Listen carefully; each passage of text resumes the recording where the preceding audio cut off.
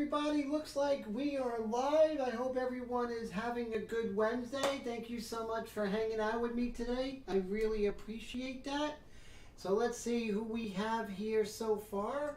So far we have Mr. Roy, Color Graphics. How are you? Good to see you. All the way from New Jersey. We also have Patty. How are you from Illinois? Did you get snow the other day? I heard that you guys had snow. I'm not too sure. Is that true? Is that what happened?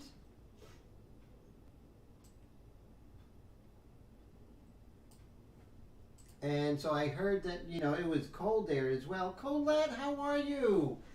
How's everything going? You did a really good drawing today, so that was really fantastic. And also, I see that, yeah, Patty did get snow. Oh my goodness, that's unbelievable, huh? That is really rough. So sorry. And before October 20th, that reminds me, we had that one year, I think it was in 2012, we had a snowstorm as early as I think it was like April 15th or something like that. Or no, it was just before Halloween, like on the 28th or the 30th. We had like a foot of snow, so that was pretty crazy. October is sort of a, you know, anything goes kind of month, right? I always look at it this way. Hey, Mr. John Diekman, how are you, my friend? Good to see you. October is the month after the first day of autumn, and that's in September. So the first day of spring. So it's like October is like April. Anything could happen, right? It's that one that's changing in and out. Yes, and 70s, that's crazy, going from snow to 70s, right? You go from skiing on the slopes to water skiing. Isn't that hilarious? Not really, right? That's for sure. Not really hilarious. So how is the picture quality? How is that looking with you guys? So I just made an airbrush for a new customer. I'll tell you, you know, it's like what I do to make these airbrushes really perfect. I really have to work hard with them and make sure that everything, I probably check about 15 things and make sure everything is working perfectly. Hey, what's up there, Mike Deloach? Good to see you, my friend. How's everything? So glad you're here. That is great. So thank you so much for coming by, Mike and John Diekman and everybody. That's really fantastic. So tonight's course is, tonight's live stream is about the course and basically showing you, like, this is like the course like halfway through. So I'll show you some of the things that I go over in the course that may be something that might be perfect for you to work on your own schedule and to come back to it and all that other great stuff. So, you know, it's really nice to have something that's affordable that you could end up working with this to get to this stage here. And this is what your finished painting will look like. Mr. Tone, how are you, my friend? How's life going in Florida so far? I know it's not easy with a big move, but give it time, and if you have to turn around and go home, at least you gave it a shot, right? And I admire that you're giving it a shot. So, but if it doesn't work out, man, you can always come back up north, right? And you know, the thing is, most of us Northerners, I was down in Florida, I ended up back here.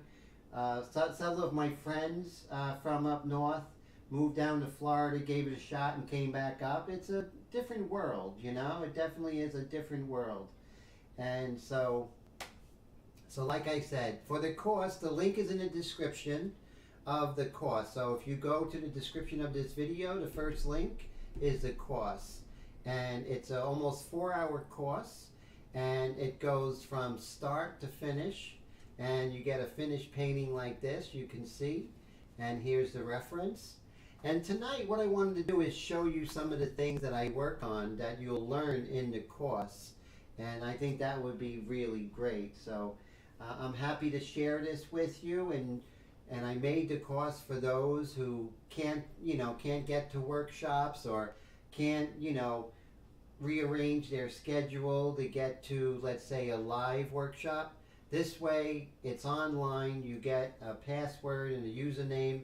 You can start and stop whenever you want, and that video is yours to see forever. So you can go back to it over and over again. So what I'm going to do is I'm going to load your favorite airbrush in mine, which is the Extreme Patriot Arrow. And so this is my favorite airbrush in the world, in case you didn't know, and I'm sure you knew. So let me get the top for this airbrush.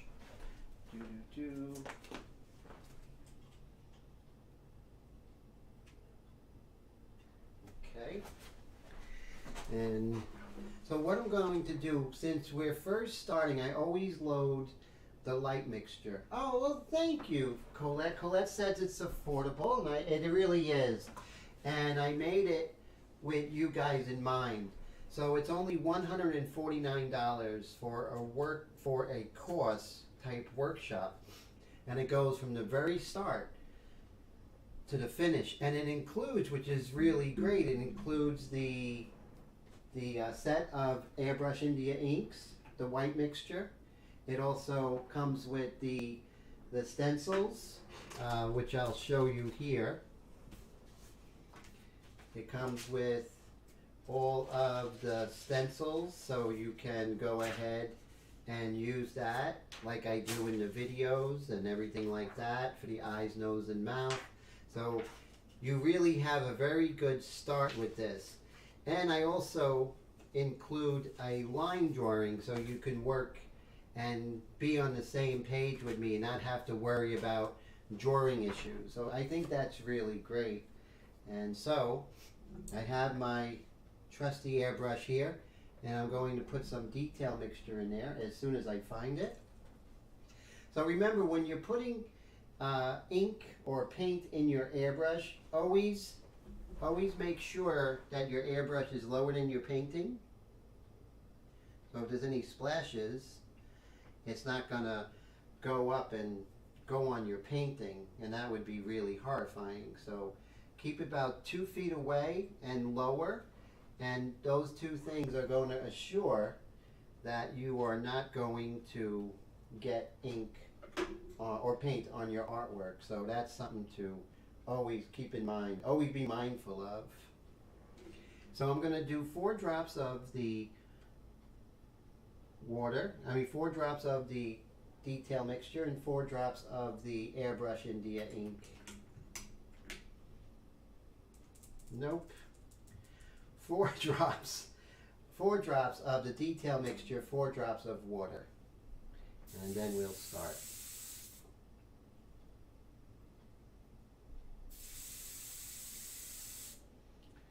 Okay.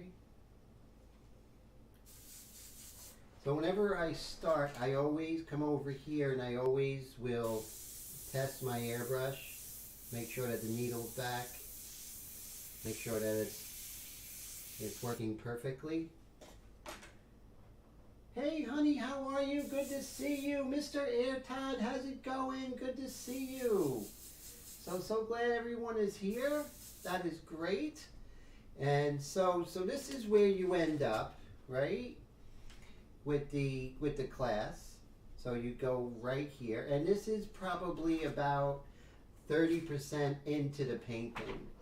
And so some of the things I'm going to work with you is going to show you some of the anatomical forms that when we're doing the portrait, if you know these anatomical forms of the skull, and then of the muscles and the fat compartments of her face, or anyone's face. These are universal truths, and it's going to help you make the painting paint itself. And so Airtod says, Tim, are you using denatured? Oh no, I'm using distilled water. Yes, no anything like not tap water, because that would be pretty bad, you know. So always distilled water is always best. It's best for your airbrush over a period of years, right? It's not going to see a difference in a year, but in a period of years, your airbrush is not going to get as beat up as if you were using tap water, which you know, I wonder what we have in tap water. I don't know. Pretty scary. So I want to pull up, let's see if I can do this. I want to go ahead and pull up some images of anatomical forms here. So if I go to desktop, anatomy, and so I want to look at a good picture of a skull that's going to help us. And so this is always good to see. So here's a good picture of a skull. Okay, so now, yeah, so now you can see the skull, right? So if we're looking at her skull, we can definitely see some of these characteristics. So let's make this bigger. I know, it's like a Halloween edition, right? Look at this. So a skull has very, very particular anatomical things going on. Even though it's not marked, on top of each of the eye sockets is called the supraorbital eminence. And you can see it's a bump, a bony bump on top of each eye. And if you look, you can see that in the reference as well. So you see how you can see that supraorbital eminence coming out here as well? That's very important to see. Also, between the eyes, above the bridge of the nose, is a bump here in the middle between the eyes. And that's called the nasal eminence. And you can see there's a shadow caused here, and then there's a shadow on the top of the supraorbital eminences, and there's a light. Also, there is this frontal bone, which is right here. So the frontal bone will show itself because it's pretty much two kind of circular shapes here, bony shapes, and that's called your frontal bone. So those things are things that you really want to look into when you are painting a portrait. It just is good to do that, right? Then right here you see that this kind of shape, they call it the cheekbone, but it really isn't a cheekbone. It's called the zygomatic bone, and that's what causes this kind of shape here coming down. So that's the zygomatic bone. So those are things to look for. A third thing to look for is this is a mandible, which is the whole jaw that connects to the skull, right? That's called the mandible. And in that mandible in the center, this is called the mental protuberance. You see how it comes out pretty far? So this comes out right there below the mouth, and that's called the mental protuberance. And this whole area is called the mentalis. Now, what's interesting about this is when you're working on this, it's also, with that mentalis, has what's called a mental fat compartment, which usually is about the size of a golf ball, almost universally. And let me show you that picture, okay? And I'm going to bring this up. So right here, these are the fat compartments of the human body, the human head. And these are pretty much universal.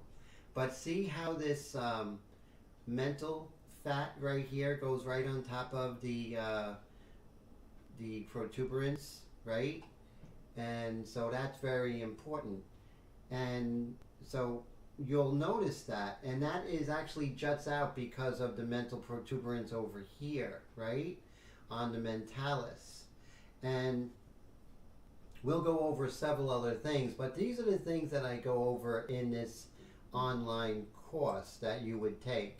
So not only will I show you what to paint, but the ways, the whys, right? The hows and the whys, which are very, very important. Think of the online course like a college course, right? A university course level, where you are going to not only show you how to paint, anyone could show you how to paint, but to tell you the whys and tell you what's happening and what is universal about your model that you can actually anticipate, not just in this painting, but in other paintings that you're doing outside of the online course. Hey, what's up there, Mr. Leahy? How are you today? Yes, definitely. Definitely we're having some really good fat compartment talk, definitely. And so that is what we are really going at right now, is not just telling you, okay, this is how you spray it, but if you're going to be doing portraits, you have to know everything about your subject, the individual subject and universally. And if you know that, it's almost like, you know, if you're a mechanic and you work on 1970 Ford muscle cars, and that's what you do, when you get a Ford muscle car that's in the shop, you're going to know exactly what to do.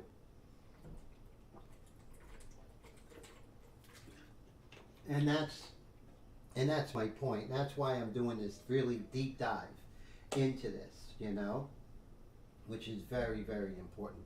Okay, so we were talking about the skull. So let's pull up the skull here. And so we can move this skull right here. So what we're going to be looking for are these supraorbital eminences, and how that relates to the frontal bone, because you have the supraorbital eminences here, then the frontal bone, and of course in between there's going to be a shadow. So this helps you to look for that shadow also, look for those eminences as well. So let's go ahead and attack this together. Before that, I'm going to put on my fan, because all these lights, it gets a little warm in my studio. And so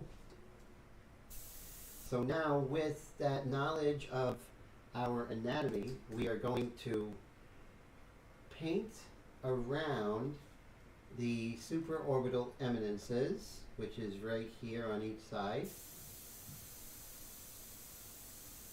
I'm about 6 inches away. Why 6 inches away? Because distance is everything. Distance will determine how your application of the ink or paint or whatever you use, whether it's more transparent, more opaque, darker, lighter, more spaces in between the little droplets, all those different things. So it's important on so many levels to master distance. And that's something I talk about in my online course. So right here you can see, here are my frontal bones up here. And then down here is, well, the frontal bone has two parts. So here's the frontal bone right here. And here are the supraorbital eminences. And then in between, there is like a little groove or a dark. And you see, since I'm looking for it, it's much easier for me to get it. You know what I mean? Looking for it is really important. Because, do me a favor, everyone, do this little experiment with me. Without looking, so close your eyes real quick and tell me how many blue things are in the room you're in now. Close your eyes and tell me how many blue things are in your studio or wherever you are right now. Okay, open your eyes and now look throughout your room and try and pick, and I want you to pick out how many blue things are in that room. And I guarantee there's a lot more than you thought. With that experiment, you're going to find that if you're not looking for the anatomical parts and the universal qualities of your model, you're not going to see it. You're not going to notice it.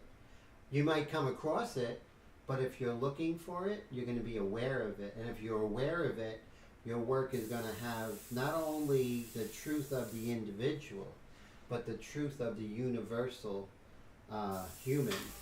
So very, very important. And this is on all levels of art, you know, all levels. All levels of painting a portrait, you really should dive into the knowledge of your subject if you're doing portraits. And it's going to take it to the next level. And it doesn't matter if you're a beginner, if you're a seasoned artist, it's for everybody. It's going to make everyone's work more profound. Trust me. This I know, through experience. And so what I'm also going to do is I'm going to see if I can change the white balance here. It's looking a little blue, right? Let's see. Okay, white balance. Not that, not that. Almost. No. No. That looks pretty good. That's probably where we were. Let's see. Okay. Yeah, that's pretty much, maybe it's a little bit better. So that's good. Being also a photographer and videographer, I can definitely see if the white balance is off, which is a good thing, right? Hey, Mr. Brad, how are you today? Always a pleasure. All the way from Manitoba, Canada. Great to see you. So right now we're just working on her forehead. A lot of people, when they paint foreheads, they don't realize the complexity of the forehead. It really is complex and there's a lot going on. And so it's really important to know what it is you're painting.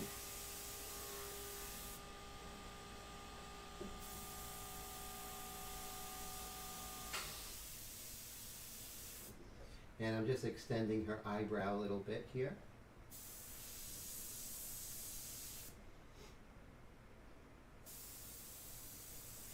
And remember I told you about the nasal eminence, which is a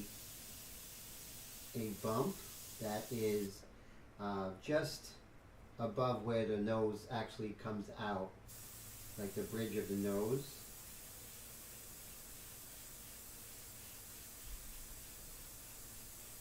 There we go.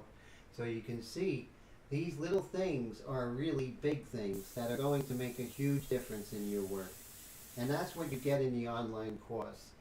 This is just like an overview, but you get a deep dive into the anatomy, into seeing light, into a lot of aspects, which you don't get in the normal live streams that I do. I love doing the live streams and I love giving them, but the online course is just so much more information. And I'm really happy to give it too.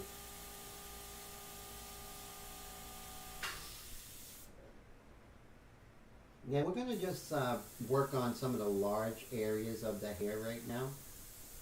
So remember, when we're working on hair, we always want to paint the helmet first and then paint the individual hairs. And I'm in a detail mixture, so it's really just kind of squinting your eyes and looking at the large shapes. And I'm not even concerned with edges yet. That comes later. But we will be taking care of edges, right? That's so crucial.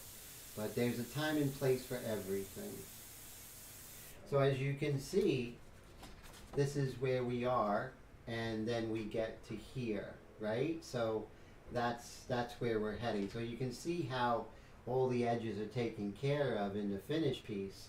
But over here, you can definitely see that there's a time and place. First you block in, then you get the edges, and then you go ahead and do the individual details, you know what I mean? Which is very, very, very important to get a painting that looks like an old master painting. In essence, you are doing an old master painting. You're working on the technique that they worked. There's no difference.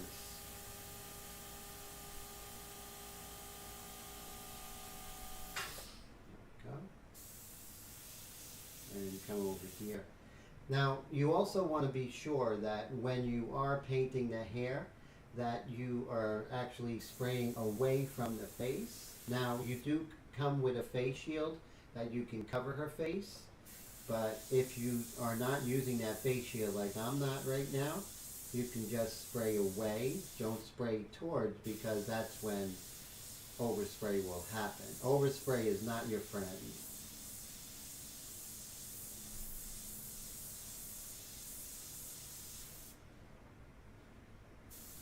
As you can see, just working on the large shapes.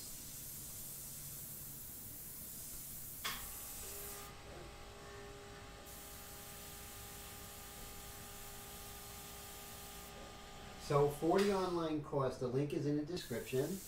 And you can even find it if you go to Ink Flingers Art Academy, I believe. Is it Ink Flingers Art Academy or Ink Flingers Academy? It is Ink Flingers Academy. So if you go to Ink Flingers Academy, you can see the main page, and then you could, let me check it out.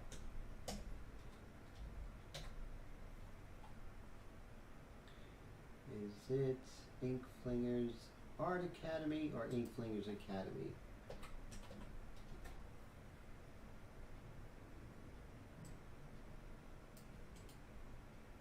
Let's see, copy.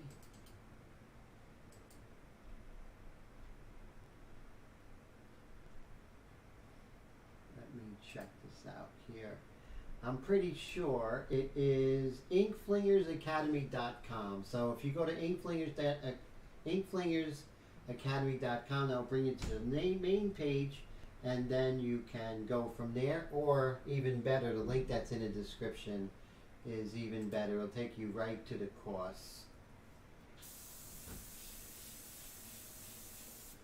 And so what you want to do when you're painting in my method, you want to move around, because as the great Jean Auguste Dominique Ingres said, you want to paint the ensemble. You don't want to paint parts.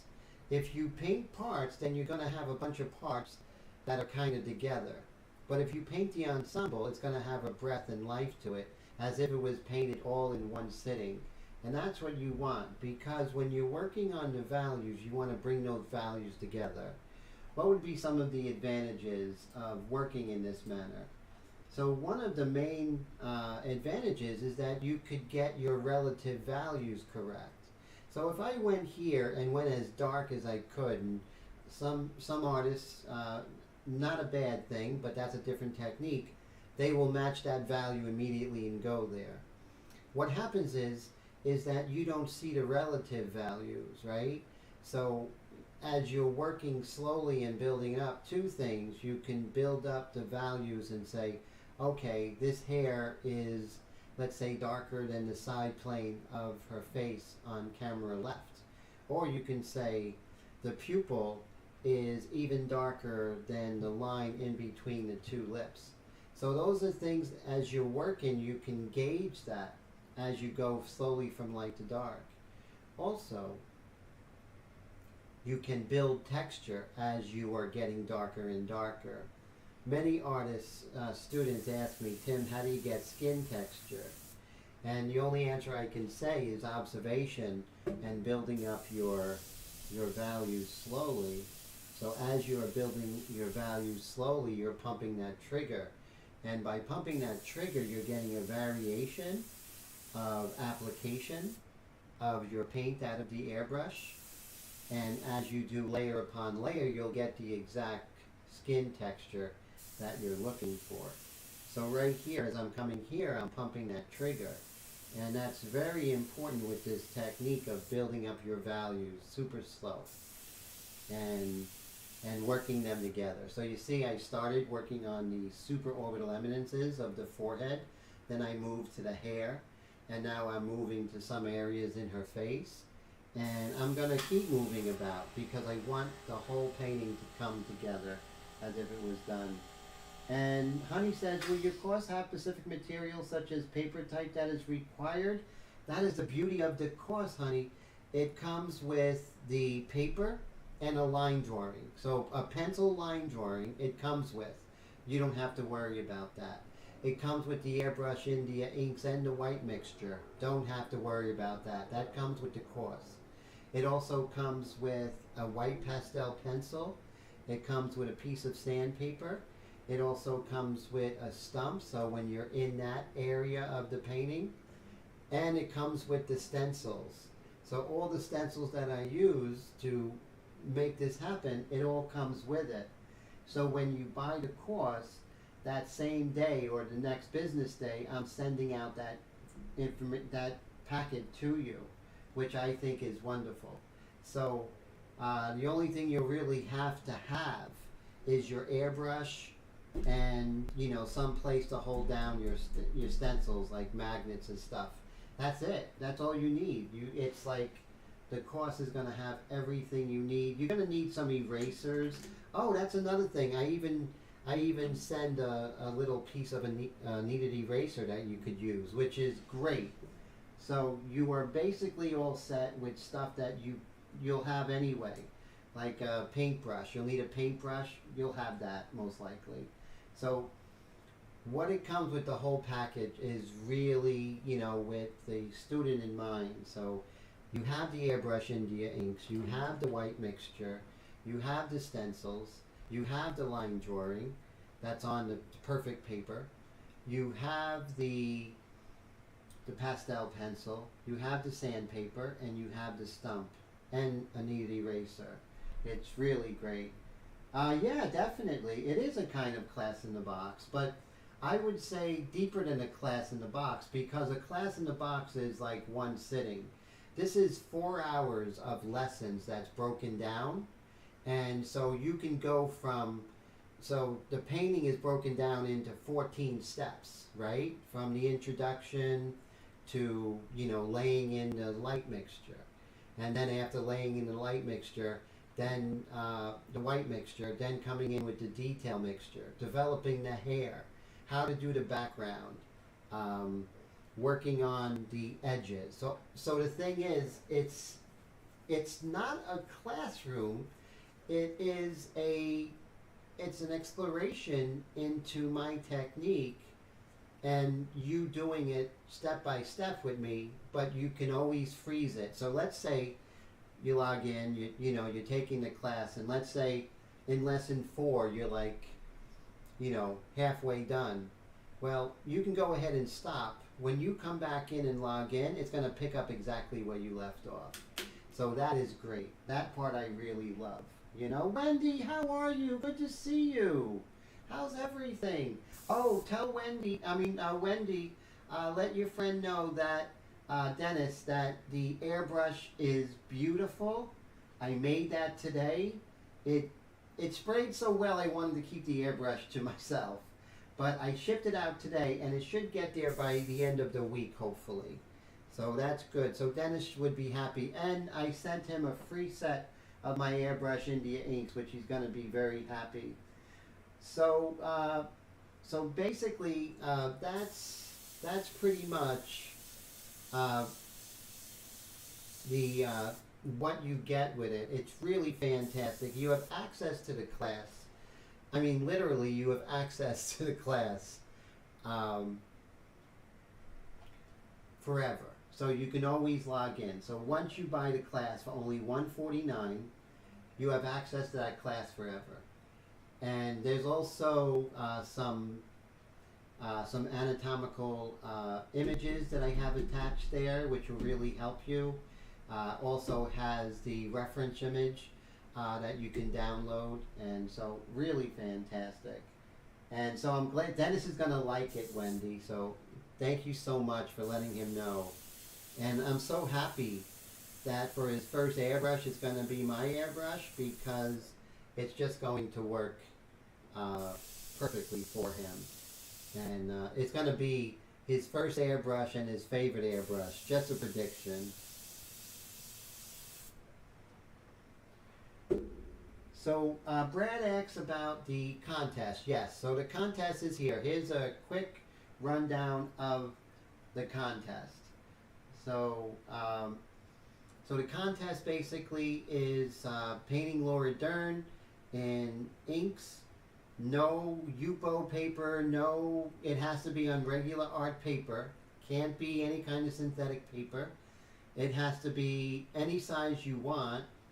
But it has to be a realistic painting in black and white inks, and then we're going to so it could be any picture of Laura Dern, so that's good.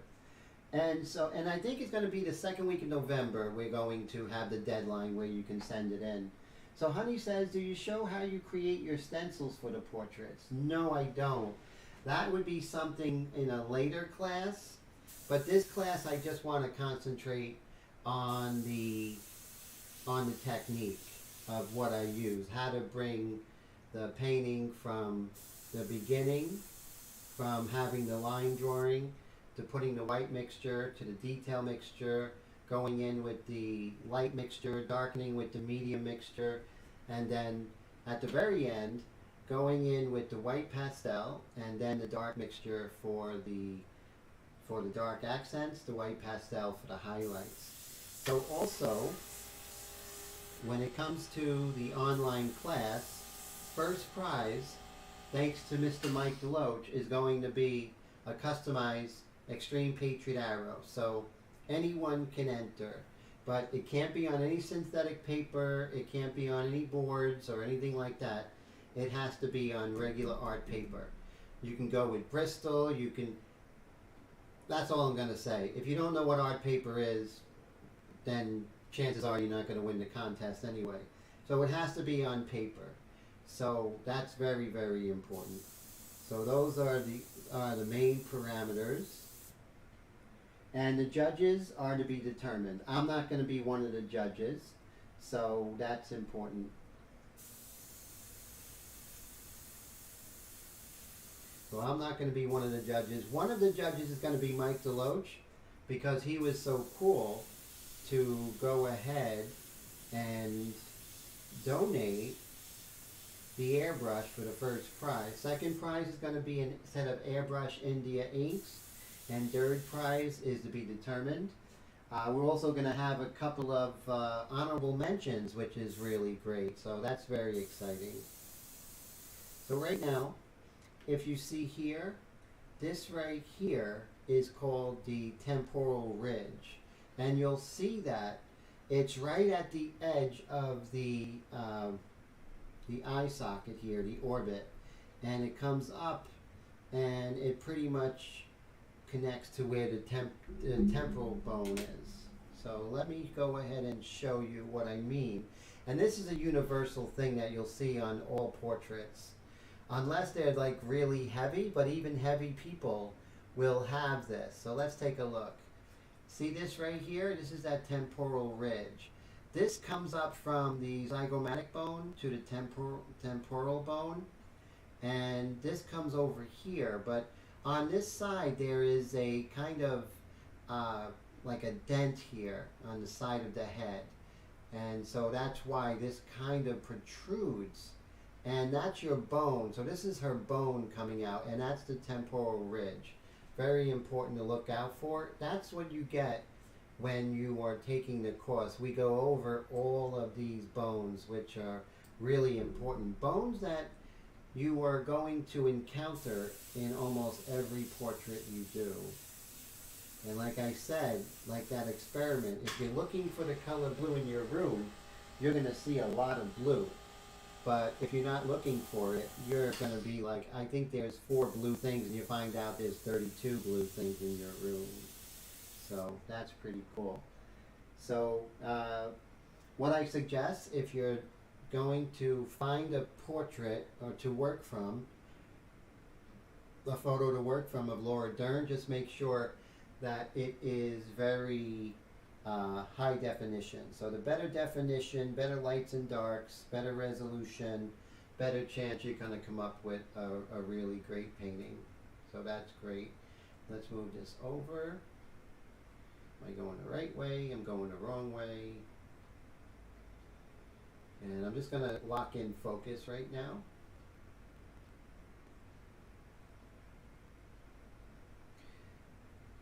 So another thing, people might say, you know, Tim, why are you working in black and white? Why are you teaching in black and white? I mean, do you not know color? Are you afraid of color? Well, anyone who has watched my Saturday night pastel portrait live streams can definitely attest that I'm not afraid of color. The reason why when I'm doing the airbrushes I'm concentrating on black and white, because years ago I was moved by a lot of people who, they would go on these airbrush forums, you know, these airbrush groups, and they would post, I'm just selling my airbrush, I'm just done with airbrush, they would say. And then a lot of the heartless people would be like, what are you selling for? I'll take it off your hands for $200. And that's a $500 airbrush. But for me, I was kind of heartbroken about it. And and I was doing mainly full color airbrush paintings at that time, and I would ask him like, you know, you bought the airbrush, you bought an Iwata, you know, you spent a lot of money on this, and you have the compressor. He's like, and then they would usually say, well, it's just not for me. And I was like, well, why don't you give it a chance? He's like, no, you know, and I would see they would get confused with color and not get the important elements. John Augusto Dominic-Ganga said that a painting is 85%, a good painting is 85% drawing. And what he means drawing is not with a pencil. He means everything that is not color, which is the line, the contour, right? The values, the edges, the values within the values, all those different things and how they work together. That's what Angra is talking about. So for seeing a lot of these students like going pell-mell, you know, guns blazing, cowboys in the color, it's like, what are you doing? This is why you're giving up. That's what I would say. You're giving up because you're putting the cart before the horse. You have no business working in color until you master black and white. So I was doing, at the time, for my color pastel paintings and also my color airbrush paintings, I was doing black and white underpaintings because I worked in India ink since I was a kid at the Art Students League. But I just started airbrushing back in 2010. So at that time I said, I am going to master black and white airbrush in India ink because I want to become a teacher that can take those artists who are ready to give up because, you know, they're trying to do color but they're missing all the fundamentals, right? And the fundamentals and these elements that are here will make your color paintings better, whether you're working in oils or airbrush or whatever. But still, the same truth is truth. So that's why I'm doing black and white. That's why black and white is so important. Anyone who ever tells you, Tim's afraid of color, I want them to see me and I will destroy them in my knowledge of color. That is the truth, because I've been painting in color since I was 14 years old. In color, in oils when I was 14. I was going to a art high school, taking college level art courses since I was 15. So I am definitely not afraid of color. What I am afraid of are people who are so excited about airbrush and they buy the airbrush and they, you know, these things are great, the airbrushes and compressors, and they're so enthusiastic and they're trying to go into color, yet they don't have this stuff down. So you're doing the 15% and trying to master the 15% when you're forgetting about the 85% that you're leaving on the table, right? You can't leave that on the table. You have to make sure that you do it step by step. You don't a little baby doesn't start running the 100-yard dash, right? They're not going to be very successful, but they start just trying to like roll over. That's the first thing they're going to do. And I can see some of the viewers leaving, and that's all cool, because this is the tough love that people don't want to hear, right? The tough love is that, hey, Steve Leahy, have a great night, my friend. This is the tough love that a good teacher will give their students, right? Which is, we have to master the baby steps first, right? That is everything, mastering those baby steps. If we don't do that, then we're in trouble. So my teaching is what a student needs. It's not the flash and the pizzazz, right? It's what you need. So you don't throw your airbrush away, right? You just don't throw your airbrush away. You keep it because airbrush becomes fun. Airbrush becomes exciting. So that's so important. So always remember that a good teacher is going to give you what you need, not necessarily what you want, but what you need. Zavi, how you doing? Good to see you.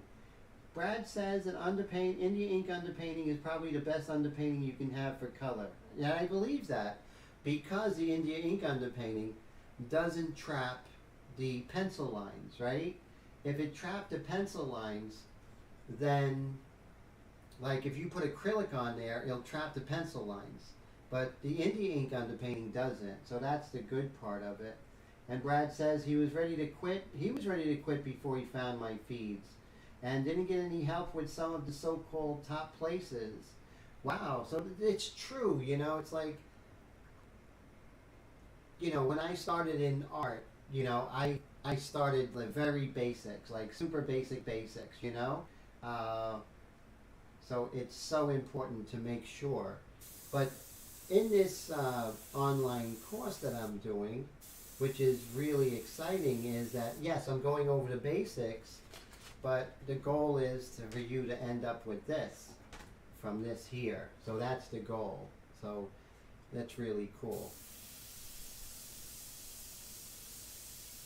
But yeah, you know, and anyone who has taking my mentorship courses is the same thing. You know, I start you guys, everyone who's in my classes, you'll all know that I always start from the same level, you know, just baby steps, just working very slowly. And as you can see, I'm just refining some shapes here. So how you doing, Zavi? Always a pleasure.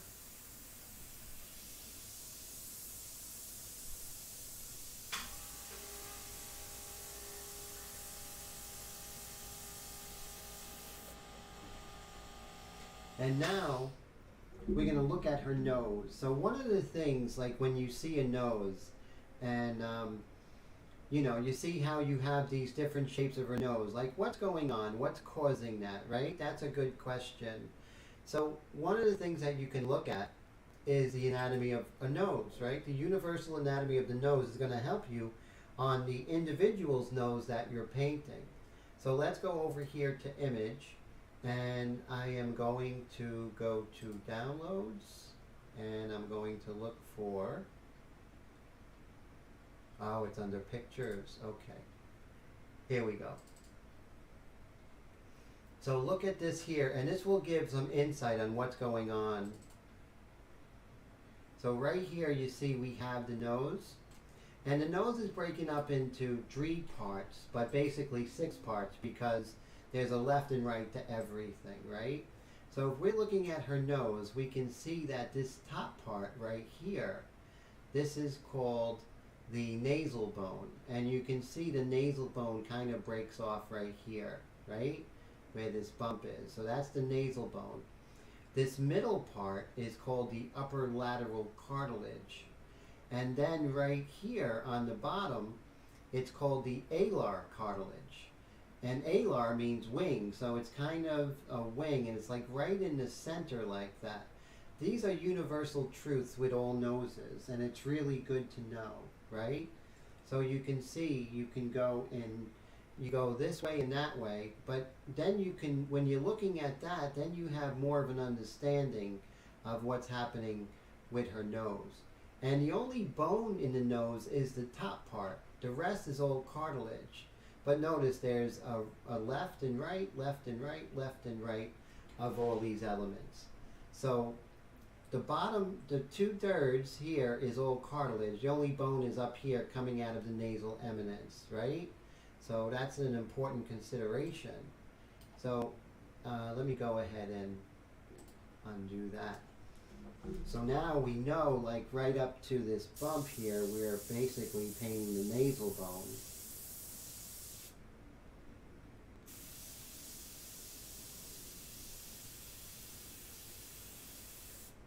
Right, and then over here,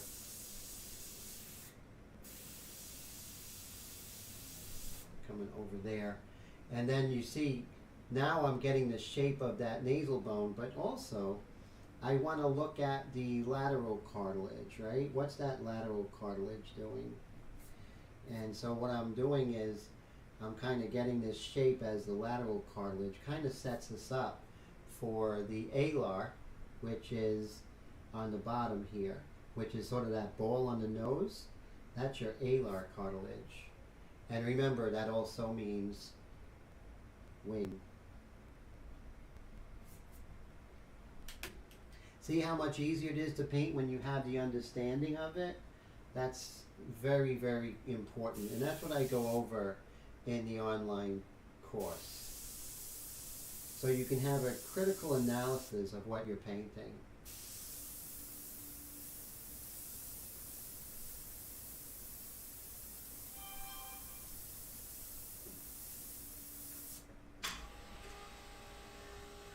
So I really hope that you guys and girls enter the contest. It's of Laura Dern. Could be any photograph of Laura Dern. It has to be done with inks, and it has to be done with on paper. Can't be on any kind of board, any kind of synthetic or anything like that. It has to be done on art paper. Could be Bristol, could be Canson, could be anything that is not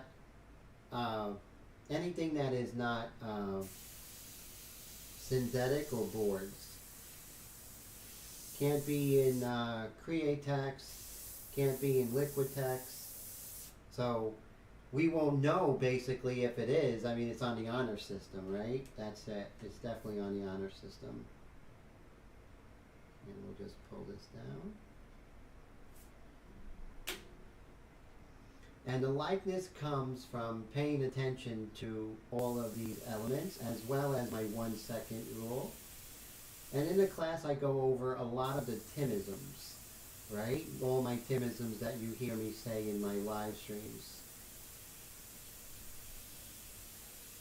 So any questions about painting the process, please feel free to ask. You guys have me live here, so that would be good. Now, am I thinking about the likeness? Not at all. Right now I'm thinking about a lot of the compartments, the fat compartments, the bone structure, the cartilage, all these other elements is really what I'm concentrating on at this time.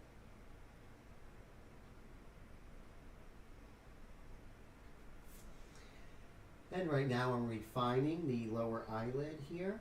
And right below that lower eyelid is called the orbicularis oculi. And orbicularis means orbit, oculi means eye, and this is circular movement right here. Oh, so okay, Zavi. So it could be any image. Just do a search on Laura Dern. So it could be anything that you find that you like. So it's up to you. That's totally up to you. So that's kind of one of the cool things about it. You know, if you find some really great photo of Laura Dern, that's an edge that you have, okay? So I kind of changed it. I was going to do an individual image of Laura Dern, but it could be any Laura Dern image that you find. It just has to be her. That's the important thing. Can't be Julia Roberts, right? It has to be Laura Dern.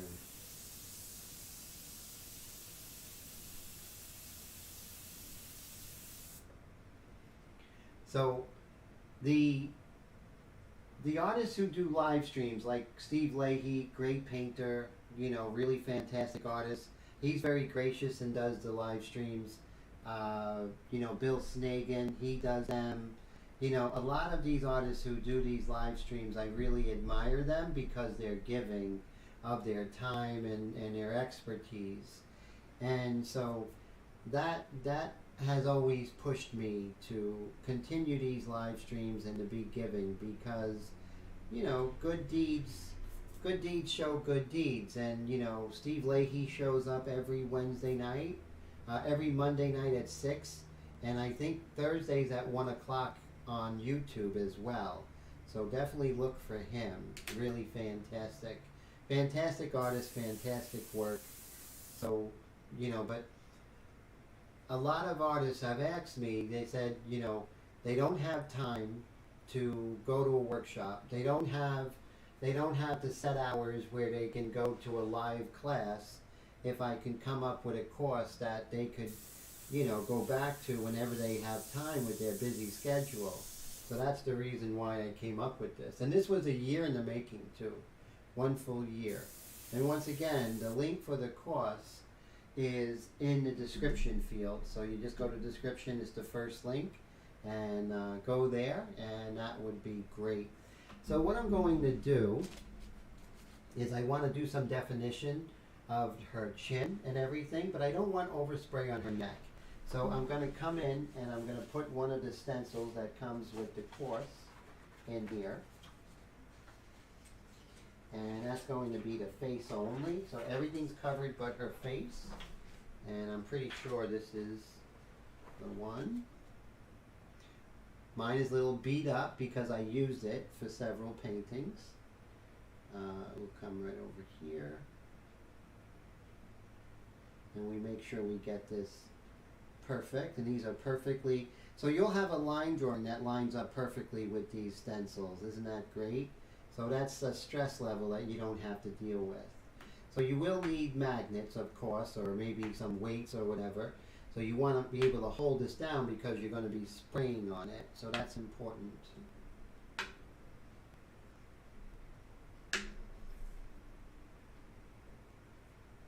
And just line this up a little better. There we go.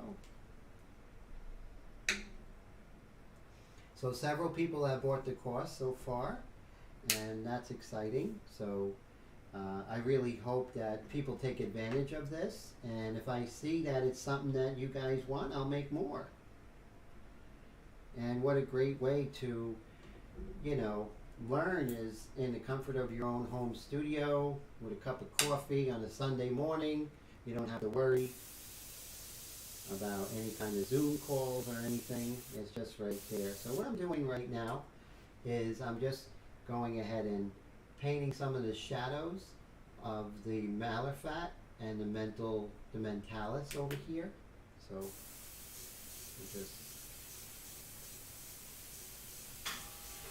and I'm getting this edge here. So this way I'm going to have a nice hard edge, and that's what one of the great things about the development of these stencils, and not just you spray through them, but it has to do the edges and everything in mind.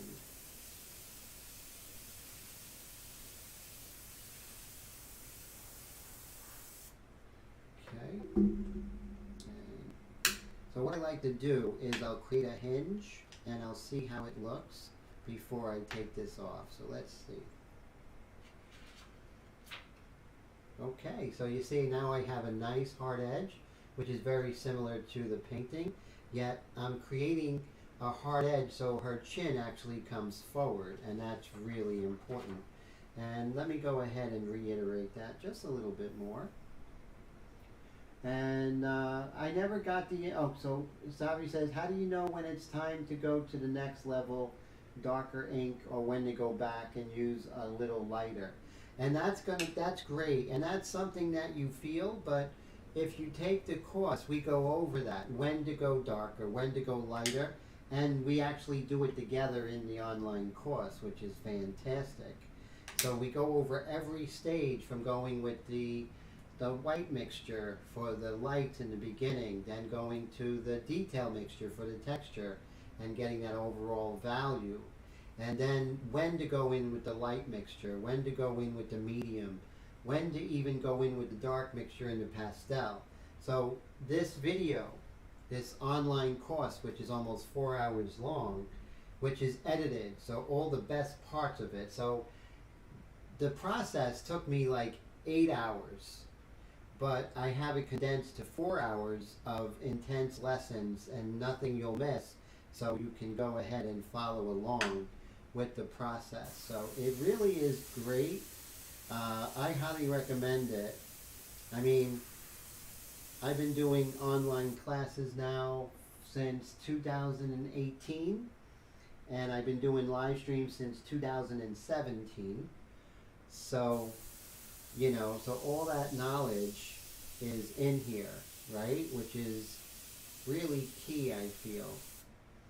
Now what I'm going to do is I'm going to start working on the dark of underneath her lip there, underneath her lower lip.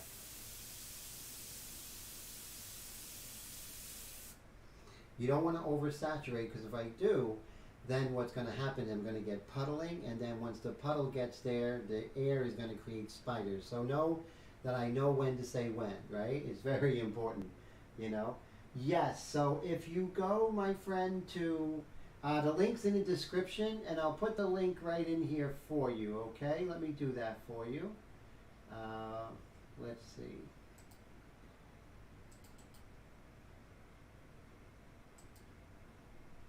I'll even put the link in the comments for you, Zavi, if you're interested. It has all the information on it.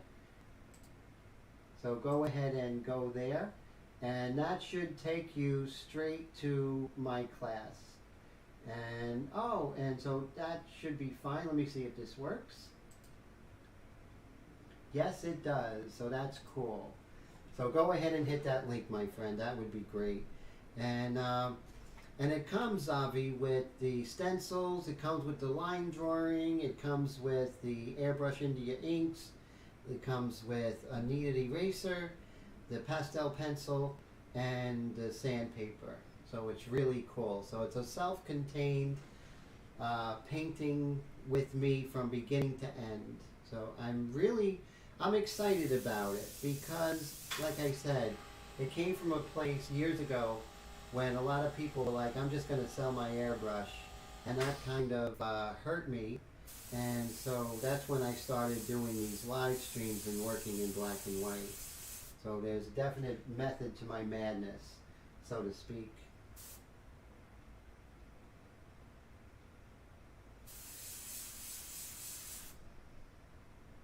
And also, I made sure that the class was affordable. Right? It's only $149. A lot of the online courses out there, they're upwards to, you know, they're just higher prices.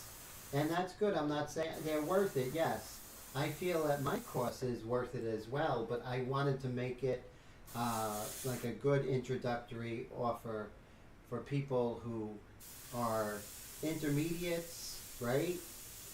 Really high-level artists, and learn more about the anatomy of the face and the neck, but also for people who really want to get a handle on their airbrush. You know, what's the, you know, with the Airbrush India inks, you're going to know and feel what is the proper dilution for this, right? What is the proper viscosity? All those different things, the air pressure, all those different things that are really, really crucial to having a good time with your airbrush again, why you bought it in the first place, right? So you see here when I sprayed, I actually, even though I don't readily see it, I look for it, and then I'm noticing the supraorbital eminence over her eye socket here and over the eye socket there. I see the frontalis muscle because I'm in the frontalis, the frontal bone, and also the frontalis muscle. And now we're going to start getting into some of the muscles that you see in the face. And Brad says, I don't know how you can sell the course so cheap. Yeah, me too. Thank you so much.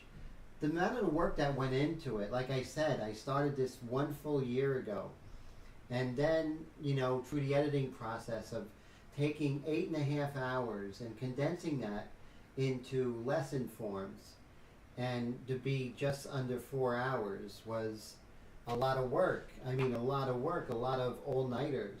And so I'm so happy that I did it. It was a big goal for me, you know? It really was. A very big goal for me. And so I'm very happy that I achieved it. And I'm just hoping that people take advantage of this, because I wish I had this when I was, you know, not only starting out, but maybe just in the middle of my journey, and even at the end of my, you know, at the high level, right? Just to see a different way of approaching it. Oh, Zavi says he dropped his arrow and bent the threads in the main body end. I don't think it can be repaired. Wow, so that must have been a pretty hard fall, huh? So the threads on the main body. So So this is interesting. So, Mr. Roy, are you still there? Because Roy actually had that happened to me just recently, and I was able to fix it. So there's something like a tap that you can use, and it will actually fix those threads. So that is something to really look into.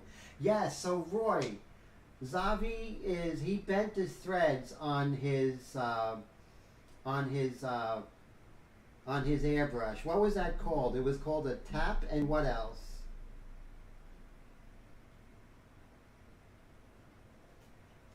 And so Roy has that information. So this is great. Thanks, Roy, for being here.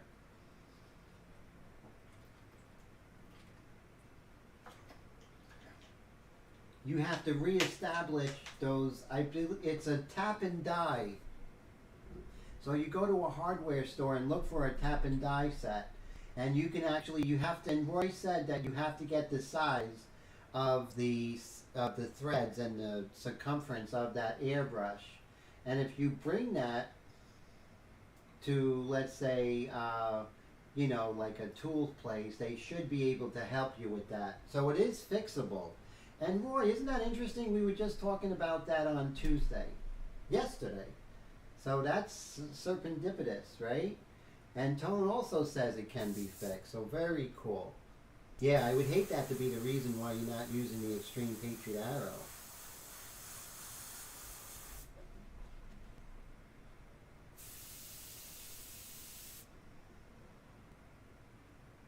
Yeah, you never know, right, Roy? That's for sure.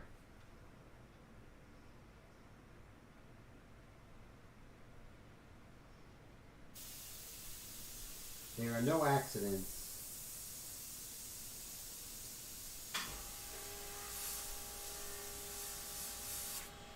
And you can see how I'm just building up this.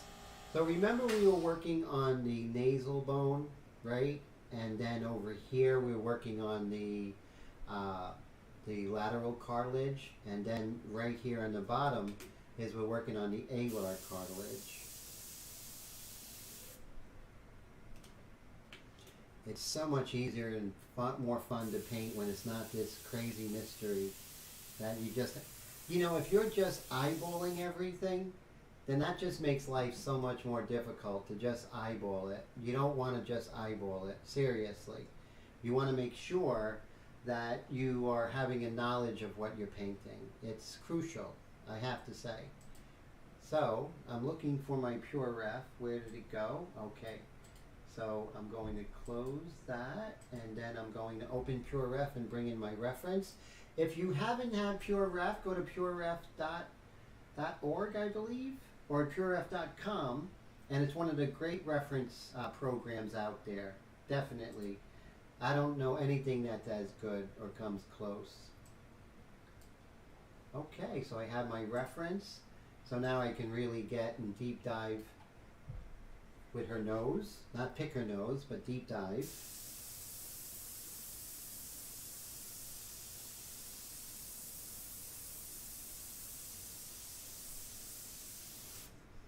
But yeah, so think of my course as a college level course that is going to go over technique, over anatomy, philosophy, the do's and don'ts, to what to expect, things you're not told about, and all of those things. So I look at it as something that you'll be using as a reference, not just after you do the painting, but over and over, and just listening to all the Timisms and all the principles that are going to help you on your airbrush journey. Not only when you're painting in black and white, but when you're painting in color as well, Oh, thank you. Colette says the online course is fabulous and packed with great nuggets of wisdom. I appreciate that so much. That is great. And so you guys are fantastic. I really appreciate that.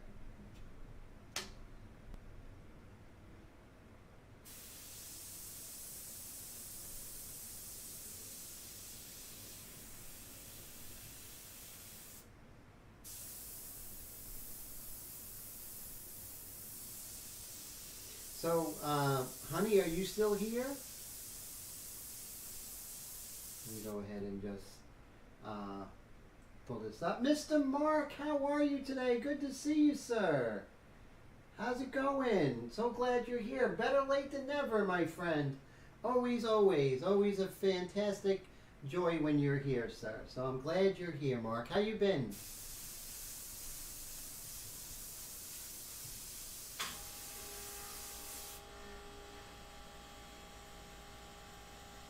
So that's cool.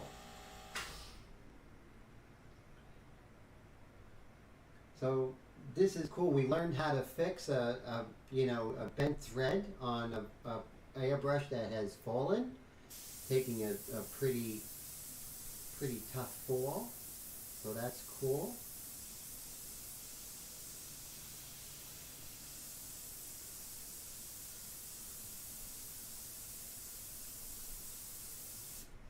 There we go.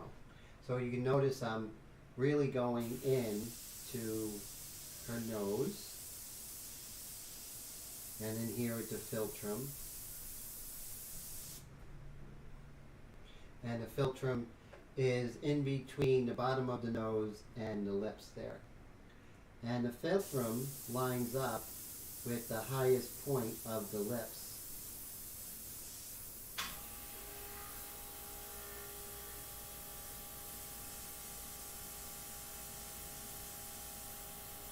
And then right here, you see how the lips kind of fall in. And what's happening is that this is called the jowl fat. And the jowl fat covers up the lips. So the lips kind of, the corner of the lip kind of goes in there, and that's what's causing this shadow. And if you notice, you can actually see the shape of the jowl fat, which is right here. So before, earlier we were going into the musculature and the cartilage part of the human anatomy. And now we're going to go into some of the fat compartments. So that's jowl fat. So let's take a look together, and I'll show you exactly what I mean. So you see here on the corners of the mouth, you see right here, this is called the jowl fat. Well, that's what's causing this shadow here on the corners of the mouth. So you look at most people when they're relaxed, you're going to see that there's this corner of the mouth. And what also happens when someone smiles, that kind of goes away. The jowl fat kind of moves out of the way, and so you don't see that kind of shadow at the corners of the mouth. So if you take these mysteries and undo those mysteries, then you can see issues like that really, when you're looking for it, and it's easy to see. And if you understand it, it's really important. Oh, Mark says values are on the spot. Thank you, my friend. I appreciate that, sir.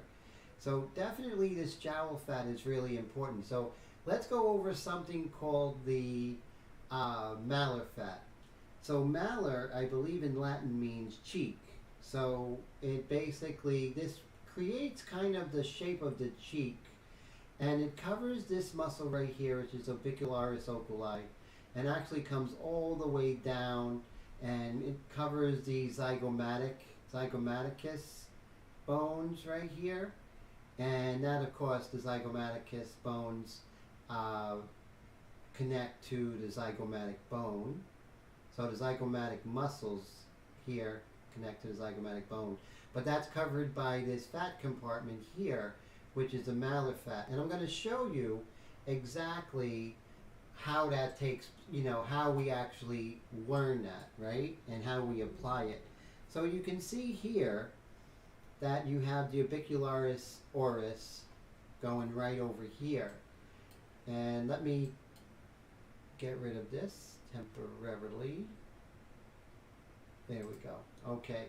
So you see right here we have the orbicular, and then covering on top is the malar fat. So I don't want to, it's not so smooth as you can see here. So I don't want to use I definitely don't want to use a freehand shield or a stencil. So this is what I'm going to do, is I'm going to go ahead and draw that shape, right, like this. Basically the shape and size, right, like this. And then I'm going to take this, and I'm going to do my best to cut it. And I'm going to try and be as straight as possible. But you know what this does? It creates an organic shape that is more like life, right? So now I have this right here. Well, I want to cover what I don't want to spray.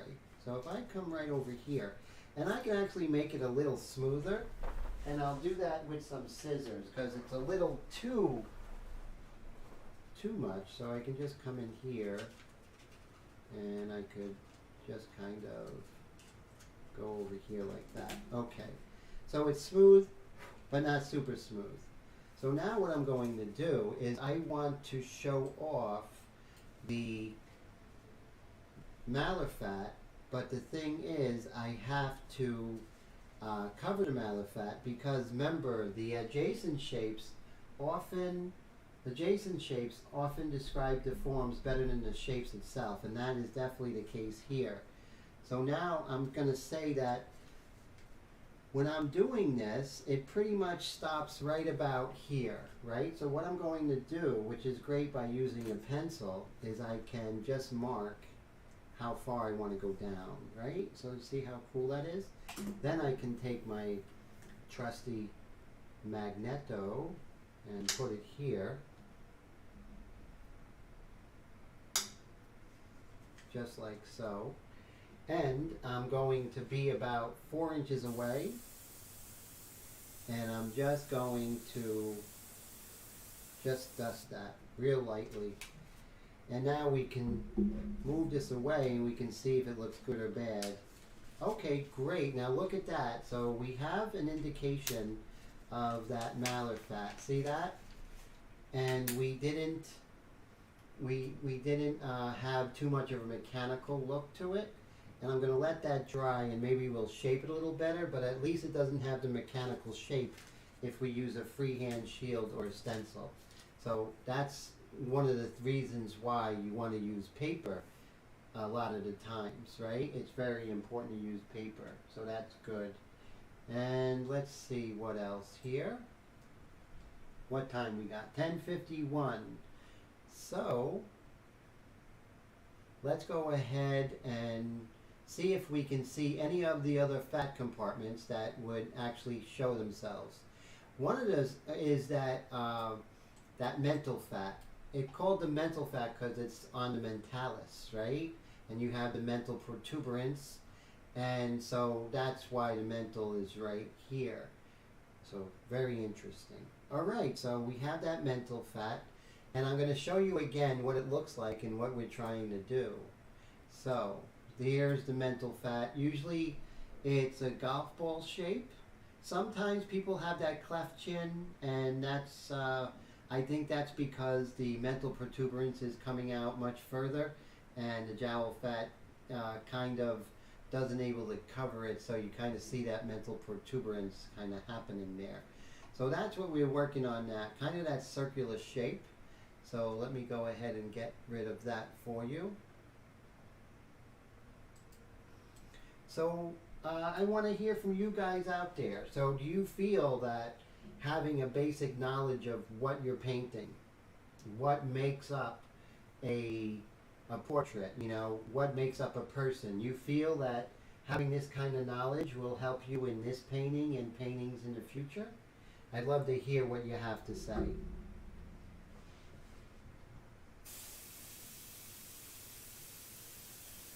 So now I'm going to be working on this ball here. Now remember, you also want to have the knowledge of where the light's coming from. So the light's in front of her, and it's slightly to the right. And so it's in front of her, slightly to the right and above. And with those parameters, we can see how we're going to light up that golf ball shape that is the mental fat, right? Oh, Zavi says super important. Thank you so much. And Brad says no doubt about that, Tim. So that's great. Thank you guys. And I really feel it's so important, you know. It's been a game changer for my art, and that's why I really am an advocate for it, because it's really very, very important. So now I'm working with the knowledge that there's mental fat on top of that mental protuberance. And so I can see the shadows around that golf ball shape, which is really important. Because now I'm not just trying to trust my eyes. We've all had a hard time just trusting our eyes, right? We can't just trust our eyes. We have to trust everything else. You know, we have to have the knowledge, right, of it as well as our eyes. So it has to be both, which is very, it's a profound difference when you're coming in with that kind of insight when you're doing your portraits.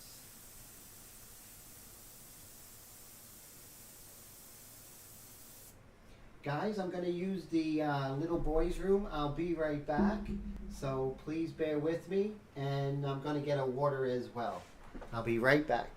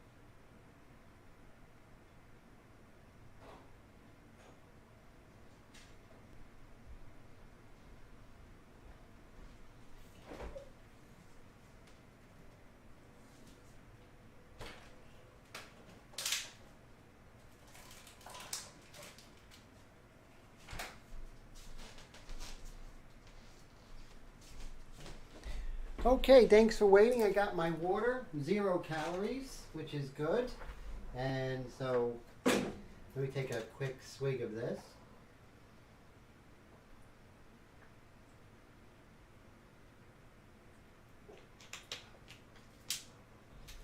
Okay, so now we're going to continue with this dental fat compartment here. And so you can see the light coming from above is in front and it's slightly to the right. Then the light, we're going to see more light slightly to the right side. And now I could really form that light on this individual shape. So we have the head as a whole, right? But we also have the individual shapes. And so when we go ahead and make not only the large shapes round, but the shapes on top of that shapes, which is smaller, it really does help to create a very solid image. And I'm still with that detail mixture, so we're just kind of, you know, slowly. So right now I want to work on this area of her jaw here, and that's called the mandible. And let's go ahead and line this up over here a little bit better. And what's really great is that the online course comes with all the stencils, comes with the line drawing, so you're on the same page, on the same paper, the color line paper by Canson. So you're on the same page, and so you can hit the ground running. So what I want to do is perfectly line up here on this mandible here. Very important. What I want to do is see it's slightly darker because the shadow, as that jawline or mandible turns away from the light, it goes into shadow. Now, if it's not directly into light, so think of it this way. Whatever you're painting, whether it's her nose, her toe, her hair, if it's not directly into the light, it's going to lose, and the light's going to lose energy as it turns more progressively away from the light. So if it's just turned away at 90%, at 10%, then the light's going to be at 90%. If it's turned away at 30%, then the light's going to be 70% strength. You see how that works? So, and that's the understanding of light as well, and how light works. And how when a form is facing the light, it's going to get more white. That's one of my Timisms. And, hey, Nameless, how you doing? I'm glad you're here, my friend. How's everything going? How are you, sir? How's your painting going? So right now, I'm about, let's say, about 4 inches away, and I'm just going to spray the shadow plane as this jawline is turning away from the light.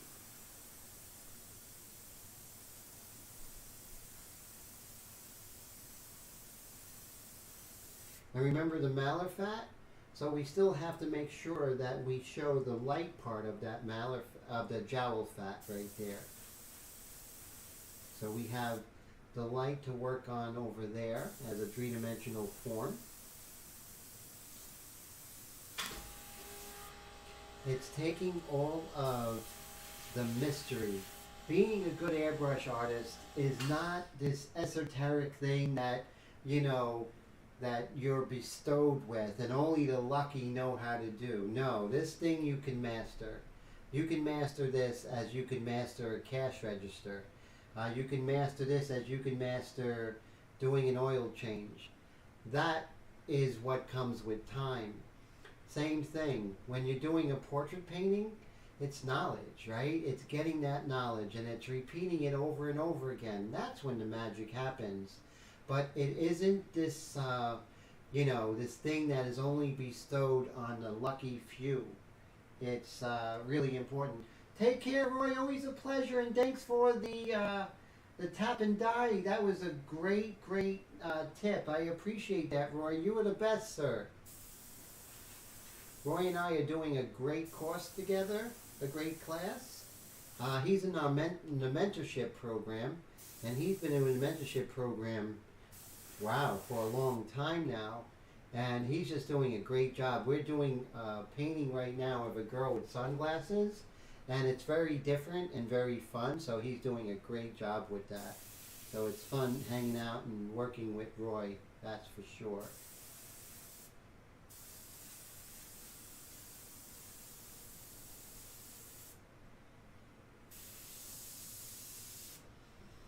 So you see how I have much more knowledge coming into this jawline right here? It's really a lot of fun when you really have a beat on things. And so what I'm going to do is, again, I'm going to do this hinge method where I can just put this up here. And so let's say if I still need to put it on, I don't have to realign it, right? So watch this method, it's really cool.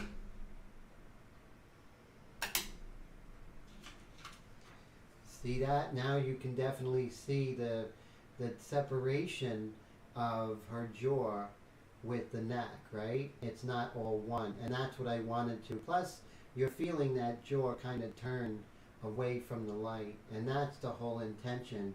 But without contaminating her neck, because if I did, then it wouldn't have that three-dimensional effect. It's really important. So, very, very important to get that correct. So now that we have that, I'm pretty happy with it, but I'm asking myself, is there something I can do more? And let me see what else we have here that we can do. And again, these come with all the stencils. So the thing is, what we're working on, you're going to end up with this with the online course. So you see, this is what you end up with, and this is what we're working on now. And basically, it's just a preview of what you're going to get when you take the online course. The link is in the description. And believe it or not, it's only $149. Comes with all the stencils. It comes with the line drawing done in pencil. It also comes with the set of the Airbrush India inks, all the Airbrush India inks. It comes with the white mixture, and it comes with a pastel pencil, a little piece of a kneaded eraser, and it comes with the sandpaper, so you can do and the stump. So it's a really great value for $149. You figure the other stuff that I put in is probably like a $50 value. So in essence, you're probably getting it for $100 if you put in all the products that come with it. Mr. Bob, how you doing? How's everything? Squeeze, great to see you. So I'm so glad you're here. And Bob's airbrush is on the way. And so I can't wait till that arrives.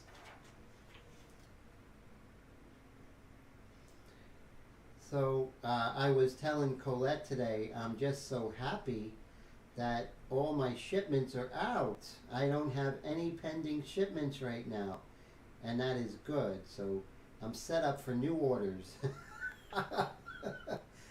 I had a couple of orders for the online class, the online course for the inks and everything. I sent them out. I got out some of the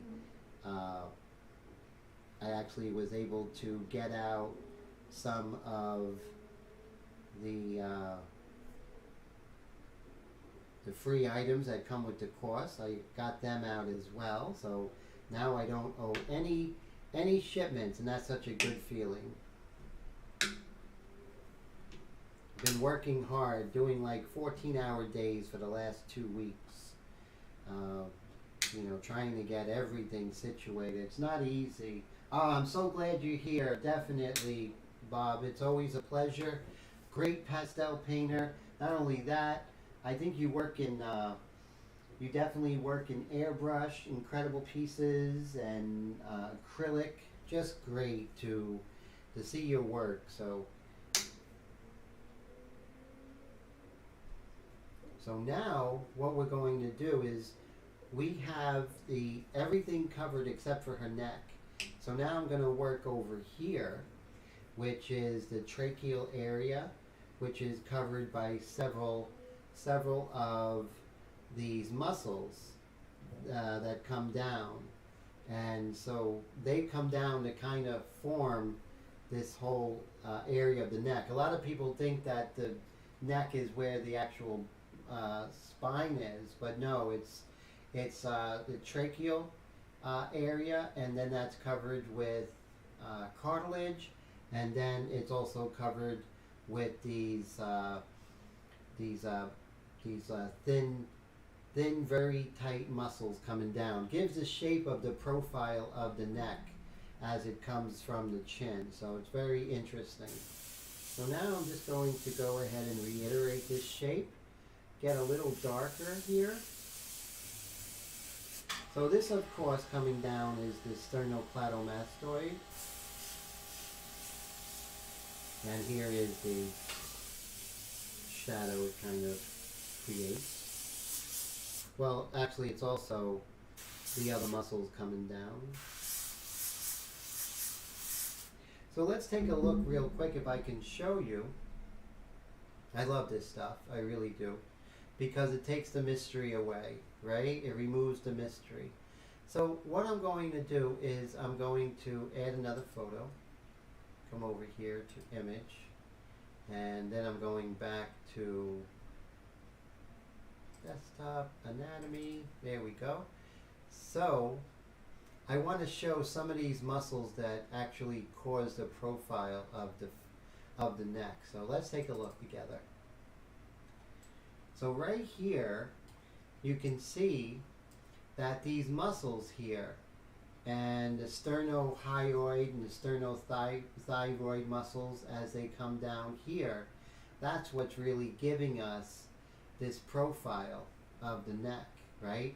And you can see that these are coming down and are actually coming in between the two sternocleidomastoid muscles on both sides, right? But what's behind this is the trachea, right? And the trachea is protected by these cartilage that go around it. And so that's important, and that's why you have this whole profile thing. And so it's very intricate, and it's not complicated, it's complex, and it's just so perfect. And when you understand these things and you say, okay, I can see the tightness of this, and I can see this is caused by the sternocleidomastoid, then it's not so mysterious. And it always ends up in the center of the chest where the sternocleidomastoids end. They're separated, but in between is the sternum, and that is actually the center. So you can't get that wrong. If you know the anatomy, you can't get it wrong, right? So that's so important. Okay, so let's go ahead and continue here. And, cool, so that's great. And so let's continue here. And just bring this shadow down. And we're working very light because everything else is light. We're still in the early stages of this painting. But look how far we are with our knowledge of anatomy and light. We move quick, right? We move quick because we know where to go. We're not eyeballing it. You don't want to just eyeball it. Eyeball it would be like the difference from someone who's a master calligrapher, right? To someone like me who would draw out the letters and just fill it in. But a master calligrapher, it just flows out of him because of his knowledge, right? And that's the same thing. When you're painting from an area of knowledge, of experience, knowing your materials, knowing light and how that works, and knowing, you know, the elements that make up your subject, man, that thing is going to fly. And that's exactly what I stress in the online course. Exactly. So Nameless says, got bummed because you missed 80% of the feed. Painting going good. Oh, working on a t-shirt. That's great to hear. Oh, fantastic. So I love to hear that. And Bob says, always nice when you highlight the anatomy. Thank you, sir.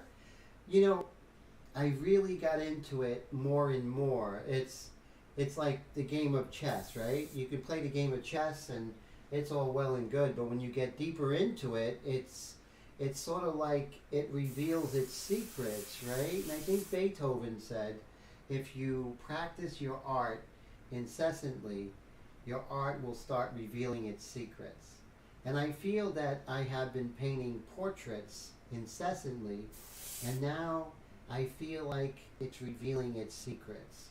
And the two secrets in the past year have been my study of light and how light works on a physics level, and also the study of anatomy and how that works also on the underlying, what you don't see as a structure, and also the superficial. So it really is an exciting time, you know, when you take things to that level. It really is exciting, and I'm just so happy to share it. I think I would bust if I couldn't share it, right? That's how I feel. So that's a good thing that, you know, I'm able to teach it.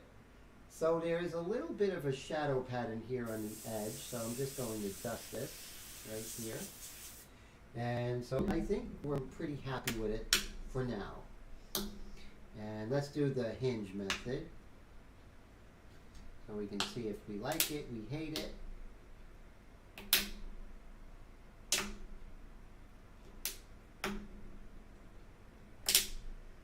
Let's take a look. Dun-dun.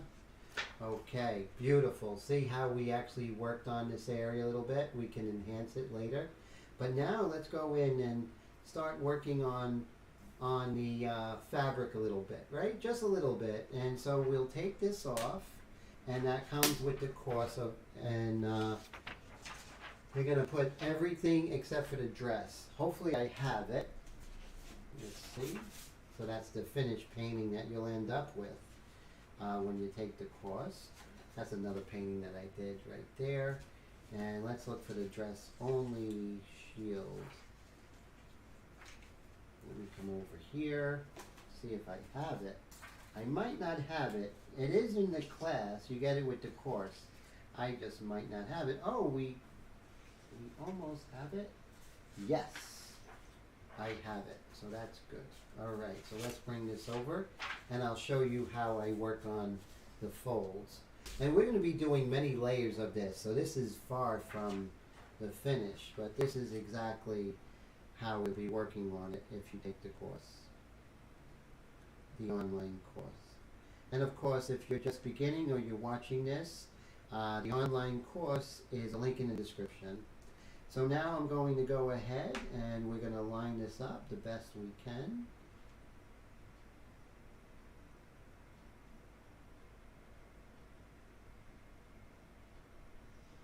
Okay, we want to just make sure we line this up. Okay. Put this over here. Does two things. It basically protects all the hard work we did in the skin, and also gives more structure to what we're working on. So it's two good things in one. So now we are coming over here. Nameless says, hearing those magnets snapping together is so soothing. That's so fun. So whenever he does yours, they crack in. Oh my God, that's funny. I had them crack in half. Let me see if I have one to show you as proof. I do have, these ones were like really super hard. Here's one cracked in half, just to prove to you, my friend. See that? Cracked right in half. It's super hard to get off. And no wonder, because they actually cracked right in half. That used to be a square. Feel your pain, Nameless. I feel your pain. Okay, so we're going to be working on her folds. And as we're working on it, we're also pumping that trigger and getting some texture, right? So we're just going to pump that trigger, and I'm about 4 inches away, and the spaces are just as important as where you're putting the spray, right? So distance, the spray, and just pumping that trigger, and all these different things are going to create texture as you do layer upon layer. And Squeeze says, art and science conveyed beautifully and eternally when the Pope permitted Da Vinci and Michelangelo to dissect cadavers in the interest of refining their 2- and 3-dimensional rendering. Yes, that is so true. You know, that was so taboo. But, yeah, so, you know, understanding what it is we're painting, and Michelangelo and Da Vinci and Raphael, they were the first to actually go ahead, right, and have permission to dissect. And artists, I think, also have a role in medicine over the course of history because of their understanding of anatomy. So I know they must have worked closely with, right, Bob? They must work closely with physicians in the day. So that is so cool. Thanks for sharing that, my friend. So yeah, they would have been tried as witches, right? If they would have dissected without getting that permission. So that would not be good. The history books and art would have been totally different if they got tried as witches, right? But there was a crazy time with Botticelli where Botticelli destroyed a lot of his paintings because it was considered evil. And so that's a sad time in art and in history, right? For that matter. And you want to be careful that, you know, you'll see sometimes that the ink will kind of beat up on the surface. So just let that dry. If it's really a lot, you just take a rag and you just dab it and get rid of it. And you want to put your magnets very close to the edge. So now I'm going to be working on this fold over here, this large fold that's coming down. And just bring this over. Oh, Squeeze says Western medicine zoomed ahead of Chinese, Arabian, and Indian medicine at this critical moment in time. The Quattrocentro, right? I think it's called, like the 1300s and the 1400s, right? Because we were in the Dark Ages, so yes, it was amazing. Do you think a lot of it had to do with the discovery of the ancient Rome and, you know, of the anatomical advances that they had in like the Hellenistic period of ancient Greece and ancient Rome? And oh yes, definitely. So it all comes together.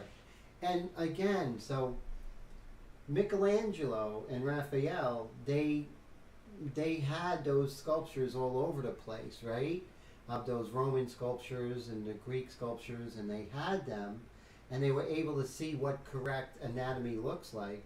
So they had great examples to go from. Thank God. If they had to start over without those examples, it would have taken a millennia to get back to there. But them having those examples really catapulted the Renaissance and the knowledge that went into their work, which is, you know, is the source of us artists today, right? Of you know, Michelangelo's David is just incredible. And just like, you know, maybe a generation earlier, who is the, someone else, Donatello's David, which is really amazing, but you can see how that next generation just jumped up from Donatello to Michelangelo's David. It just is more of an awareness, and that just comes with time from one generation to the next. So it's really amazing to see.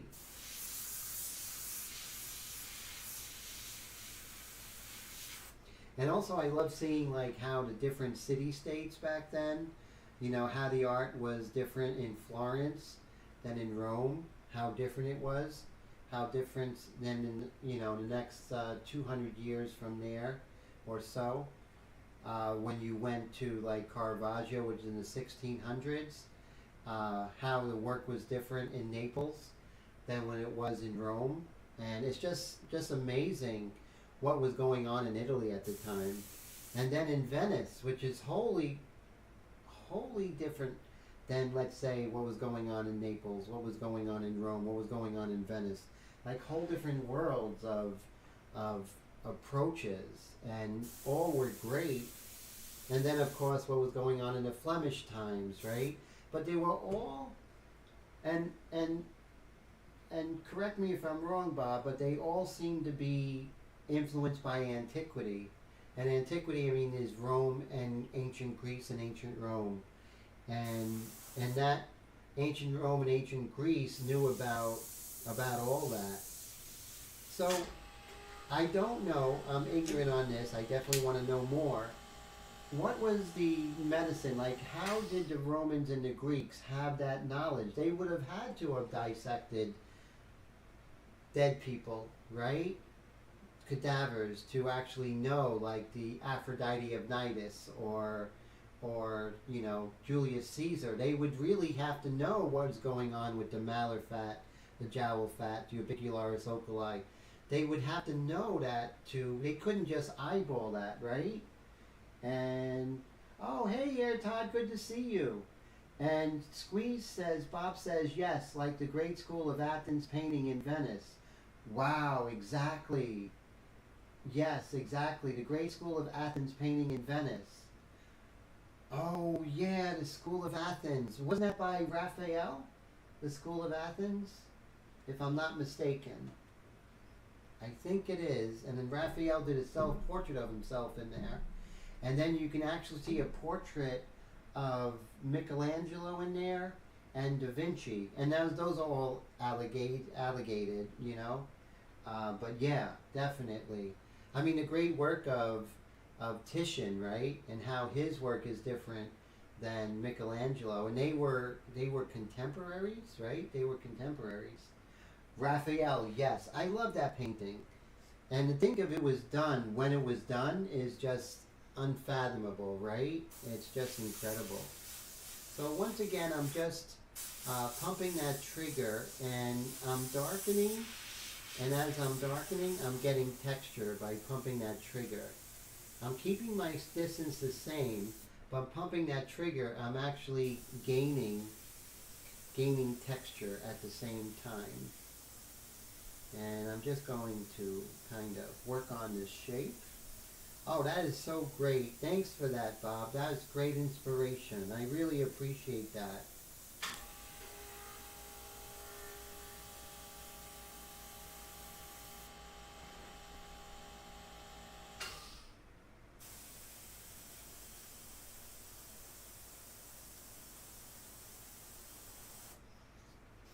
So when I was a kid, 17 years old, I already had a partial scholarship to RIT, Rutgers Institute of Technology, Long Island University, Philadelphia College of Art. I already had those openings, but I took this test as to what I should major in. And oddly enough, it was split down the middle of working in the sciences and art. So right down the middle, it was split. So I found that interesting. I mean, I was always an artist my whole life. I always wanted to do that. But I always had that kind of inquisitive, scientific mind. But for me, it always had to revolve around my painting. And that's when I got excited. You know, the visual world and everything. Oh, Todd says he had recorded the NLCS baseball game. How's San Diego doing? That's great. That's the home team. I bet you're excited about that. They beat my Mets. That was not good.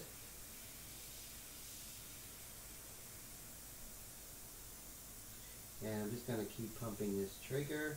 But I'm also doing the 1 second rule. And notice that as I'm doing this, I'm also getting texture and slowly pumping that trigger. See how I pump that trigger.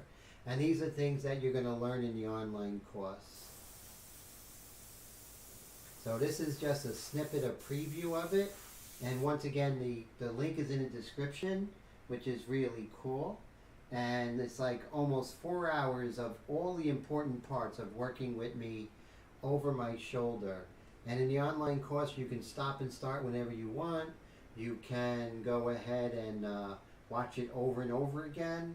You have total use of this. This is yours forever. So you never have to, it never expires or anything like that. And be on the lookout for new courses coming up on a lot of really great, useful topics.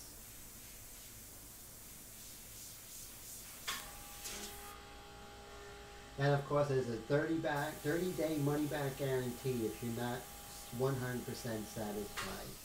But I'm sure you will be. So that's why I'm not worried about the money-back guarantee. I know you're going to be thrilled. And you can see as I'm just slowly developing the folds, right? I'm not trying to do everything at once. Oh, great. Bob says, nice to equally respect art and science, but they are at opposite poles insofar as science demands reproducibility and art shuns it. Interesting. Yes. So definitely, and that's a great point. Yes. So art really wants one of a kind, right? So wants to see the one of a kind, and I love that part. Yes. But I think there are some parallels where it goes together. And one of the things that I feel that it actually does parallel is the universality of nature, right? The golden ratio, anatomical structures, the nature of light. There's a lot of universal things happening.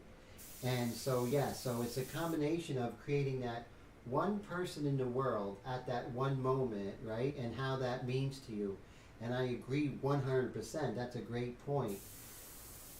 What I'm trying to do is kind of marry the two in a sense, is where science actually takes over, and then and then that kind of one-of-a-kind kind of thing comes, comes afterwards. So it's really great. That's a great conversation, the two of them, right? It's almost like two sides of the same coin in a sense. Oh, this is cool. So Bob says, testing a scientific hypothesis is an artistic adventure, but the conclusions must be reduced to practice. Definitely true, yes. So I love that part. And I guess that's where technique kind of comes in, perhaps. Having the technique of maybe working in airbrush or working in color, where you could reproduce that same results over and over again by having a sound approach. So yes, definitely. I think there are times when there's a fork in the road with science and art, but I think they also kind of walk together at times. So they might come apart, and I guess it's more of the classical art that's more so like that. I think a lot of like abstract expressionism and stuff like that, I think there you would see that split, the chasm much deeper. But yeah, it's a great discussion, and that would be really cool to actually go deeper in. I love that because, there is, like the science of airbrush is PSI, right? Have to have that PSI, the viscosity, the distance, the right compressor, the right hose, the aerodynamics of it, right? The aerodynamics of the airbrush, the use of the inverse square law. All those different things apply to the airbrush, yet at times we can make a one-of-a-kind work of art at the same time.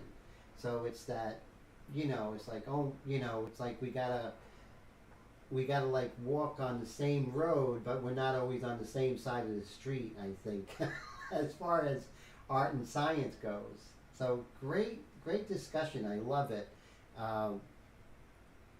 So far as my exploration in airbrush has kind of made me go down that scientific road a little more.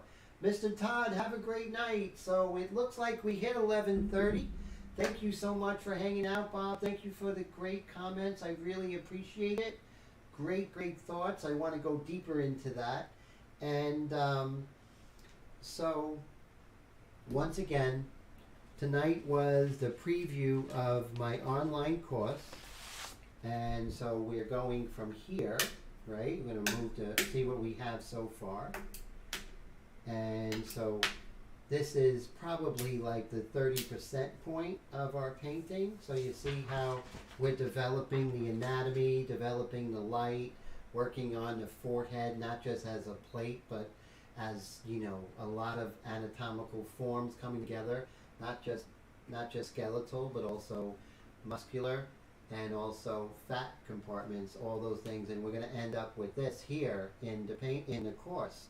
So the link is in the description. 149 comes with the pastel pencil, the sandpaper, comes with the stump, comes with the Airbrush India ink, the white mixture, comes with the line drawing, comes with the stencils. So you're all set to work with me, and almost 4 hours of condensed learning will take you from the beginning to end with all the concepts that I touched on tonight. So everybody take care. Mr. Bob, thank you for hanging out. Mr. Brad, thank you. Nameless, always a pleasure. Zavi, you are great. Air Todd, and always a pleasure there, Mr. Bob. And let me know when that airbrush comes. I'm excited. Anyone else? Thank you for Steve Leahy for hanging out, and Honey, and all those other people. It's really great. And I will see you on Saturday for, I think, part 4 of the Pastel live stream. So that's exciting. Bye, guys. Take care, and I hope to talk to you soon.